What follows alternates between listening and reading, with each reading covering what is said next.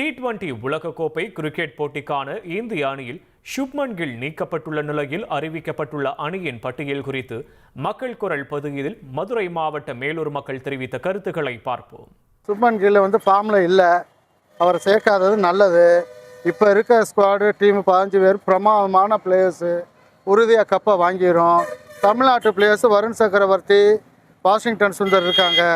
பிரமாதமாக இருக்குது. Cup India தான் வாங்குது. சுப்மன் கில் ஒரு நல்ல பிளேயர், இந்தியாவுக்காக நல்லா விளையாடுறாரு. அவர் இல்லாமல் இந்தியா ஜெயிக்கிறது ரொம்ப கஷ்டம். அவர் உதயா டீமில் இருக்கணும். அவருக்கு கொஞ்சம் இப்போ ஃபார்மில் இல்லை, கொஞ்சம் 2-3 மேட்ச்சில் நல்லா விளையாடல, அதனால தான் இப்போ எடுக்கலன்னு நினைக்கிறோம்.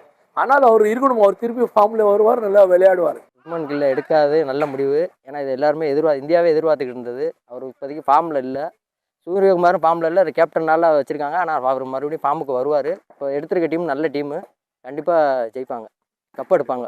சுப்மன் கில் எடுக்காத தப்பு தான், நல்ல பிளேயரு. அவர் லாஸ்ட்டு 14 இன்னிங்ஸ் ஆடலைன்னு சொல்லி அவர் நல்ல பிளேயர்லேன்னு ஒதுக்கி வச்சிட முடியாது. எடுத்துருக்கணும், டீமில் ஸ்குவாடில் இருக்கணும். ஆனால் 11ல் இறக்க தேவையில்லை. அவரோட இப்போ நல்ல ஃபார்மில் இருக்க சஞ்சு சாம்சன் இறக்கி விடலாம். சப்போஸ் இல்லாத பட்சத்துக்கு அடுத்த ஓப்பனராக சுப்மன் கில் தான் கரெக்ட். அவர் எடுத்துக்கணும் ஸ்குவாடில்.